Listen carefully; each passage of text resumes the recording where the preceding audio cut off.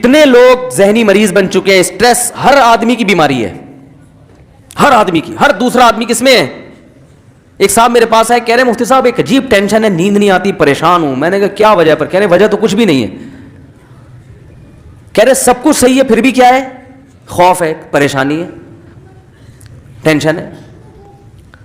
تو دنیا سے دل لگا لیا, محبت دنیا سے کر لی, حالانکہ مسافر خانہ ہے, تو ٹینشن ہوگی کہ نہیں ہوگی؟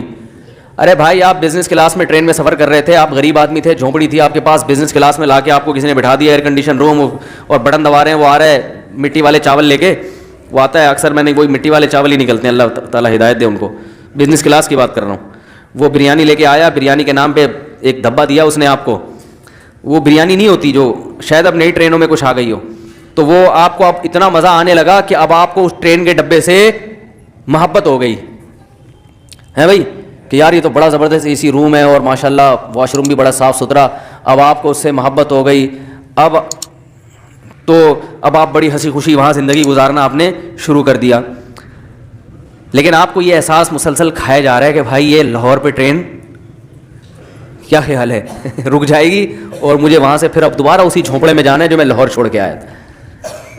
اب آپ کو جب ٹینشن ہوگی تو یہ ٹینشن آپ کی پیدا کرتا ہے نا, کہ بھائی یہ ڈبہ ہے, ٹرین کی بوگی ہے, اس سے دل لگانے کی آپ کو ضرورت کیا تھی؟ یہ تو مسافر خانہ ہے,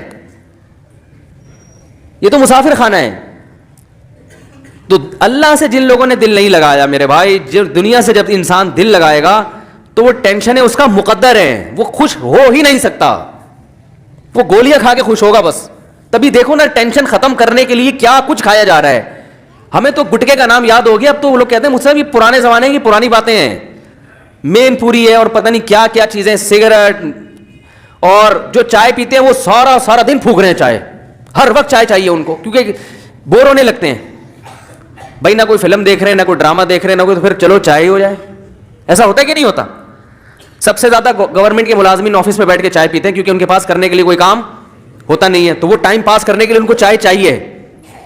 گورنمنٹ کے جتنے ملازمین ہیں سوائے ان لوگوں کے جو میرا بیان سن رہے ہیں, آپ جا کے دیکھیں, جب بھی جائیں گے وہ چائے یا تو منگوا رہے ہوں گے یا پی رہے ہوں گے. وجہ اس کی یہ کہ کرنے کے لیے کام ہی نہیں ہے, تو چائے چائے چائے, 24 گھنٹے چائے پیتے رہیں گے, پیشاب ہر تھوڑی بار میں پیشاب آ رہا ہے جی. تو یہ سب اس کی علامتیں ہیں کہ آپ اوپر سے جو سیٹنگ ہے وہ کیا ہو چکی ہے؟ آؤٹ ہو چکی ہے. اوپر کی سیٹنگ اللہ نے قرآن میں وعدہ کیا کہ آؤٹ کروں گا میں لازمی. وہ اس لیے کہ جب تم میری یاد سے اعراض کرو گے تو اوپر کی سیٹنگ کبھی بھی صحیح نہیں ہو سکتی. علماء کہتے ہیں نا, دل یہ تمام پورے جسم کا بادشاہ ہے, اور بادشاہ جب کسی ملک پہ حملہ کرتے ہیں تو بادشاہ کو گرفتار کرنے کی کوشش کرتا ہے, وہ بھنگی چمار کو فوکس نہیں کرتا. تو اللہ تعالیٰ جب کسی سے دشمنی کرتے ہیں تو اللہ اس کے دل کو قابو میں لے کے اس میں پریشانی ڈال دیتے ہیں.